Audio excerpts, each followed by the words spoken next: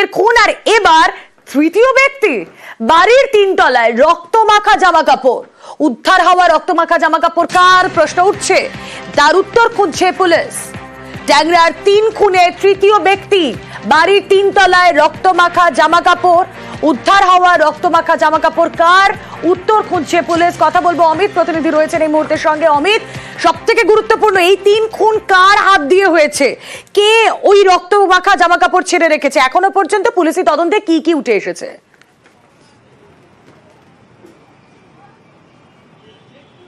এই রক্তমাখা জামা কাপড় কার, প্রসূন, প্রণয় নাকি অন্য কোনো তৃতীয় ব্যক্তি, তারই কিন্তু সন্ধান চালাচ্ছে কলকাতা পুলিশ বা তদন্তকারী অফিসারেরা। কারণ ট্যাংরায় দোতলার ঘর থেকে তিনটি মৃতদেহ পাওয়া যায়, যার মধ্যে দুজন মহিলা, সুদেশনা এবং রমি, যাদের শিরা কেটে ফেলা হয়েছিল। এবং তৃতীয় তলাতে ব্লাড স্টেন পাওয়া যায়।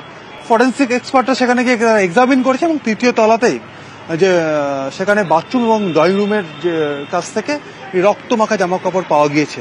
এই রক্তমাখা জামা কাপড় কার, যিনি খুন করলেন, যিনি আততায়ী, তার রক্তমাখা জামা কাপড় সেখানে খুলে রেখে চলে গিয়েছে। তাহলে কি প্রণয়, প্রসূন নাকি অন্য কোনো ব্যক্তি এই খুনের নেপথ্যে রয়েছে, তার সেই বিষয়টিকে তদন্ত করে দেখা হচ্ছে। এবং তদন্তকারী আধিকারিকরা যেটা তদন্ত করে দেখতে গিয়ে বাড়ির ভেতরে ক্লোজ সার্কিট ক্যামেরা যেগুলো রয়েছে সেখানেও তারা বেশ কিছু বিষয় তারা ধোঁয়াশার মধ্যে রয়েছে। কারণ রবিবারের পর থেকে কিন্তু বাড়ির ভেতরে ক্লোজ সার্কিট ক্যামেরার ফুটেজ কিন্তু পাওয়া যাচ্ছে না। তাহলে কি সেগুলো কি ডিসকানেক্ট করে দেওয়া হয়েছিল, আগে থেকেই পরিকল্পনা করা হয়েছিল? প্রণয় কি বাড়ির 2 বৌমার হাত কেটেছে? অমিত, তুমি আমাদের সঙ্গে থাকো, একবার আমি দেখাই আমাদের দর্শকদেরকে আরো বিস্তারিত। এই যে রক্তমাখা জামা কাপড় কার, এই প্রশ্নটা উঠছে তো পুলিশি তদন্তে, এখন এইটাই জানার চেষ্টা। এই রক্তমাখা জামা কাপড় প্রণয়ের, প্রসূনের নাকি তৃতীয় কোনো ব্যক্তির, তা স্পষ্ট হওয়া যেত, তা জানা যেত। এই যে সিসি ক্যামেরা এখানে রয়েছে, সেই সিসি ক্যামেরাগুলো যদি অ্যাক্টিভ থাকতো, কিন্তু এই সিসি ক্যামেরা থেকে এমন কোনো ফুটেজ সামনে আনা যাচ্ছে না। যেই প্রসঙ্গ এখানে উঠে আসছে যে তাহলে কি এই সমস্ত সিসি ক্যামেরা আনপ্লাগ করে দেওয়া হয়েছিল, ডিসকানেক্ট করে দেওয়া হয়েছিল? ট্যাংরার তদন্তে নেমে এই প্রশ্নের উত্তর হাতড়াচ্ছে পুলিশ। সিসি ক্যামেরায় যে ছবিগুলো ওঠার কথা সেগুলো ওঠেনি কেন? আসুন জানার চেষ্টা করি, আমাদের প্রতিনিধি রৌনক রয়েছেন সঙ্গে। রৌনক, এই যে কোনো তৃতীয় ব্যক্তি আদৌ আছে কিনা, এই প্রশ্নটা উঠতোই না যদি সিসি ক্যামেরায় ছবিগুলো ধরা থাকতো, তাই না?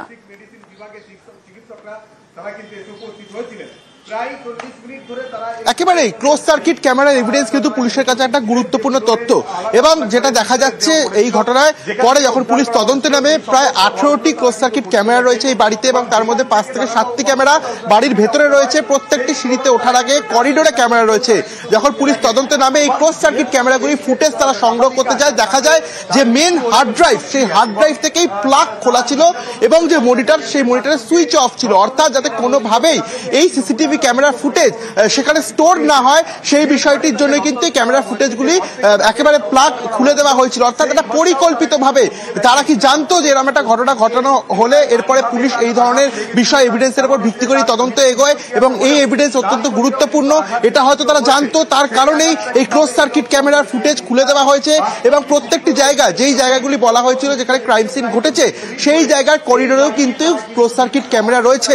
সেক্ষেত্রে সেই ক্লোজ সার্কিট ক্যামেরার ফুটেজেই কিন্তু সমস্ত ধোঁয়াশা একেবারে পরিষ্কার হয়ে যেত। সেই কারণেই দেখা যাচ্ছে যে সেই ক্লোজ সার্কিট ক্যামেরা ফুটেজ যখন পুলিশ সংগ্রহ করতে যায়, তার যে মূল হার্ড ড্রাইভ যেখানে ফুটেজগুলো স্টোর হয়, সেই হার্ড ড্রাইভের প্লাগই খোলা ছিল। যদিও বা পুলিশ অন্যভাবে সংগ্রহ করার চেষ্টা করছেন, কিন্তু এই যে বাড়ি, সেই বাড়িতে তুমি দেখাবো যে প্রত্যেকটি জায়গায় সিসিটিভি রয়েছে, একেবারে সিসিটিভির মোড়কে মোড়া এই বাড়িটি। প্রায় 18টি ক্যামেরা, একটি ক্যামেরারও কিন্তু এখনো পর্যন্ত ফুটেজ পুলিশ সংগ্রহ করতে পারেনি। তারা সংগ্রহ করার চেষ্টা চালাচ্ছেন। অর্থাৎ প্রথম দিন থেকে আমাদের যে প্রশ্নটা ছিল, এই খুন এত কি পরিকল্পিত, পরিকল্পনা করেই, তা কিন্তু কার্যত যত সময় এগোচ্ছে সেই ধোঁয়াশা কাটছে। কারণ তারা আগে থেকেই হয়তো জানতো যে এই সিসিটিভি ক্যামেরার ফুটেজ অত্যন্ত গুরুত্বপূর্ণ একটা এভিডেন্স হয়ে থাকতে পারে পুলিশের কাছে। সেই কারণেই হয়তো এরূপ আচরণ করা হয়েছে। কিন্তু কারা এটা করলো বা এর পেছনে এখনো ঠিক কে ছিল বা তাদের পরিকল্পনাটা কি ছিল, এই গোটা বিষয়টি এখনো তদন্ত সাপেক্ষ এবং পুলিশ তদন্ত। একেবারে সিঁড়ির কাছেই যেখানে রয়েছে ক্লোজ সার্কিট ক্যামেরা, অবাক করা বিষয় এটাই যে সেগুলো কি আনপ্লাগ করা ছিল তাহলে? কেন সেখান থেকে কোনো ফুটেজ পাওয়া যাচ্ছে না? এবার এই যে ট্যাংরা খুনের তদন্তে আরো কিছু ক্লু আপনাদের সামনে আনবো যেগুলো পুলিশের হাতে এসেছে। কি সেগুলো? এই যে বাড়ি দেখছেন, বিলাসবহুল বাড়ি, 4 তলা বাড়ি, দেখেই মনে হচ্ছে হ্যাঁ টাকা পয়সার তাদের অভাব ছিল না। কিন্তু এই ট্যাংরা খুনের তদন্তে নয়া ক্লু, এই দে পরিবারের বাজারে দেনা ছিল। দেনার সংখ্যাটা শুনবেন কত পরিমাণ, 15 থেকে 20 কোটি টাকা। দে ব্রাদার্স এর কারখানাও ভাড়ায় নেওয়া। মঙ্গলবার পাওনাদারদের বাড়িতে ডাকেন প্রণয় প্রসূন। পাওনাদাররা এলে তখনও বাড়িতেই ছিলেন প্রণয়, প্রসূন, প্রদীপ। আর তার আগেই 2 মহিলা ও কিশোরীকে খুন, এমনটাই অনুমান।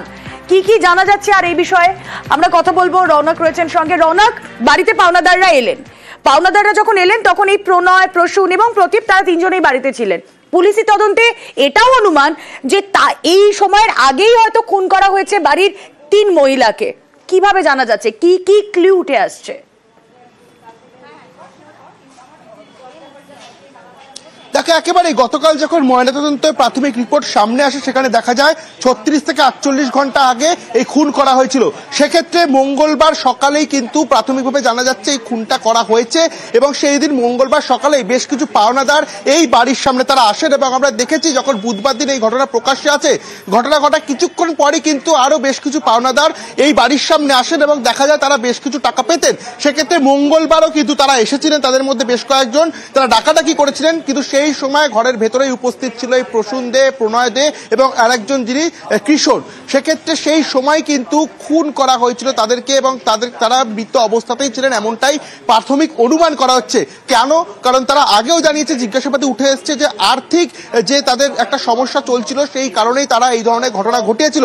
তারা প্রাথমিকভাবে এটা জানিয়েছিল। এই যে রৌনক, তুমি বলছো যে পাওনাদাররা বাড়িতে এসেছিল, সেই সময় পাওনাদারদের সঙ্গে দেখা করেছিলেন প্রণয়, প্রসূন? তাদের সঙ্গে কথা হয়েছিল?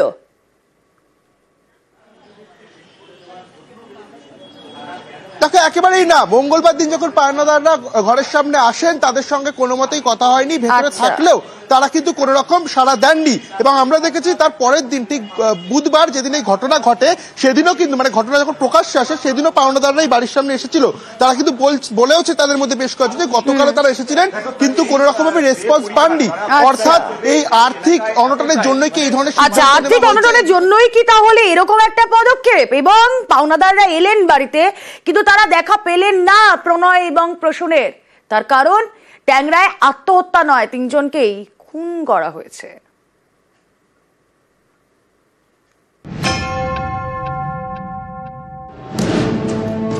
বাড়ির 3 ঘরে 3 জনের দেহ, নিহত 2 মহিলা এবং 1 কিশোরী, সুদেষ্ণা দে, রমি দে এবং রমির মেয়ে প্রিয়ংবদা। ময়নাতদন্তের রিপোর্টে স্পষ্ট এটা আত্মহত্যা নয়, ঠান্ডা মাথায় খুন। ময়নাতদন্তের রিপোর্টে বলা হয়েছে 2 মহিলা এবং 1 কিশোরী 3 জনকেই খুন করা হয়েছে। এর মধ্যে সুদেষ্ণা এবং রমিকে একই কায়দায় খুন। দুজনেরই গলার নলি এবং 2 হাতের শিরা কেটে খুন করা হয়েছে। রমির মেয়ে প্রিয়ংবদার মৃত্যু হয়েছে বিষক্রিয়ায়। তদন্তে পুলিশ জানতে পেরেছে প্রথমে 3 জনকে ঘুমের ওষুধ মেশানো পায়েস খাওয়ানো হয় যাতে খুন করার সময় কেউ বাধা দিতে না পারেন। এই ঘুমের ওষুধ মেশানো পায়েস খেয়ে মারা যায় কিশোরী। বাড়ির 2 বউ সুদেষ্ণা এবং রমি পায়েস খেয়ে জ্ঞান হারান। তখন তাদের গলার নলি কেটে এবং 2 হাতের শিরা কেটে খুন করা হয়। বুধবার রাতে এই ঘটনায় খুনের মামলা রুজু করে পুলিশ।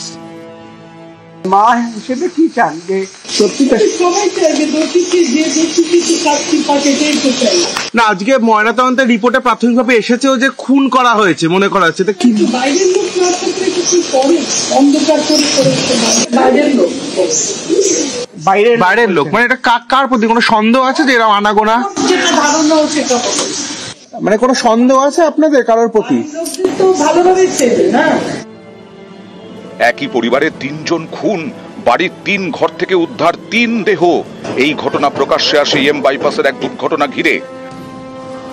বুধবার কাক ভোরে অভিষিক্তার কাছে মেট্রোর পিলারে একটি গাড়ি ধাক্কা মারে।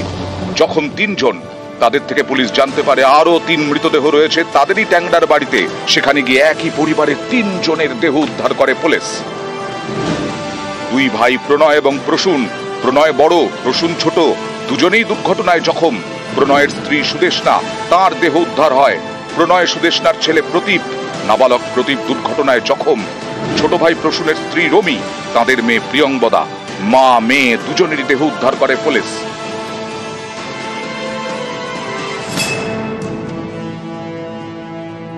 দুর্ঘটনায় যখন দুই ভাই জানান বাড়িতে 3টি দেহ রয়েছে, অর্থাৎ তারা দেহ দেখেই বাড়ি ছাড়েন।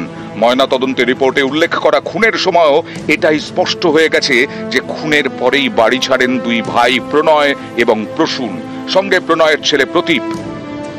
এই দেখুন সেই মুহূর্তের ছবি, বাড়িতে 3 দেহ, কিন্তু দুই ভাইকে দেখে সেটা বোঝার উপায়ই নেই।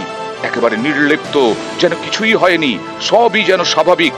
এর থেকেই স্পষ্ট খুন করা হয়েছে একেবারে ঠান্ডা মাথায়। গাড়িটি যখন রওনা দিল তখন মঙ্গলবার রাত 12:54। অভিষিক্তার কাছে গাড়ি মেট্রো পিলারে যখন ধাক্কা মারে তখন 3:15, অর্থাৎ প্রায় 2.5 ঘন্টা পর। এতক্ষণ তারা গাড়ি নিয়ে ঘুরলেন কেন? আত্মহত্যা করতেই কি পিলারে ধাক্কা, নাকি নিছকই দুর্ঘটনা? এসবের থেকেও এখন যেটা সবচেয়ে বড় প্রশ্ন, কেন খুন, কি উদ্দেশ্যে খুন? এর উত্তর পেতে দুর্ঘটনায় জখম দে পরিবারের 3 সদস্যের ওপর নজর পুলিশের। নিউজ 18 বাংলা। কেন খুন, কি উদ্দেশ্যে খুন, খুনের নেপথ্যে কারা, কি কারণ, এই সমস্ত প্রশ্নের উত্তর এই মুহূর্তে খুঁজছে পুলিশ। আর ট্যাংরায় 3 খুনের কিনারায় জোর হাসপাতালে প্রণয় প্রসূনকে জিজ্ঞাসাবাদে তোড়জোড়। আজই জিজ্ঞাসাবাদ করতে চায় পুলিশ। চিকিৎসকদের ছাড়পত্র মিললেই জিজ্ঞাসাবাদ। প্রণয়দের অপারেশন হওয়ায় আপাতত বিশ্রামে। কথা বলবো, আমাদের প্রতিনিধি সুস্মিতা মণ্ডল রয়েছেন সঙ্গে। সুস্মিতা, জিজ্ঞাসাবাদের তোড়জোড় কতটা জোরালো হচ্ছে? দেখো, জিজ্ঞাসাবাদের তোড়জোড় এবং জিজ্ঞাসাবাদের পরিকল্পনা যে ইতিমধ্যেই শুরু করেছে তদন্তকারী আধিকারিকরা, সেই বিষয়টি এখনো পর্যন্ত স্পষ্ট রুমেলা। প্রসূনদের আপাতত সুস্থতার পথে এবং প্রসূনদের যে ট্রমা বা রক্তচাপজনিত সমস্যা গতকাল পর্যন্ত ছিল তা আজ বা গতকাল রাতের পর থেকে আর দেখা যায়নি। প্রসূনদের আপাতত সুস্থতার পথে এমনটাই ছাড়পত্র ইতিমধ্যেই দিয়ে দিয়েছে হাসপাতাল কর্তৃপক্ষ। অন্যদিকে প্রণয় দে তার গতকাল যেহেতু বেশ 2টি মেজর যে অপারেশন, সেই অপারেশন হয়েছে, ফলত তার অ্যান্টিবায়োটিকের এখনো পর্যন্ত রেশ রয়েছে। আপাতত আজকের দিনটা তিনি বিশ্রাম করলে তবেই তাকে জিজ্ঞাসাবাদ করা কিছুটা হলেও নর্মাল বা স্বাভাবিক হতে পারে, তেমনটাই চিকিৎসকরা জানিয়েছে ইতিমধ্যে পুলিশ আধিকারিকদের, এমনটাই হাসপাতাল সূত্রে খবর। এবং উল্লেখযোগ্য বিষয়, ইতিমধ্যেই ট্যাংরা থানার তরফ থেকে পুলিশ আধিকারিকেরা এসে উপস্থিত হয়েছেন। যারা তদন্তকারী আধিকারিক তারা ইতিমধ্যে এসে উপস্থিত হয়েছেন রুবি হাসপাতালে, বা যে বেসরকারি হাসপাতালে ভর্তি রয়েছেন সেই 3জনকে আপাতত তারা জিজ্ঞাসাবাদ করেন কিনা, বা যে ফিঙ্গারপ্রিন্ট বা অন্যান্য যে নথি তারা মূলত বা জিজ্ঞাসাবাদ করে যে প্রশ্নের উত্তর মূলত খোঁজার চেষ্টা করছিল তদন্তকারী আধিকারিকেরা, সেই প্রক্রিয়া কত দূর শুরু হয় বা কখন শুরু হয়, কাকে দিয়ে তারা জিজ্ঞাসাবাদ শুরু করবেন, সেই গোটা বিষয়টি আর কিছু সময় এগোলেই কিন্তু পরিষ্কার হবে।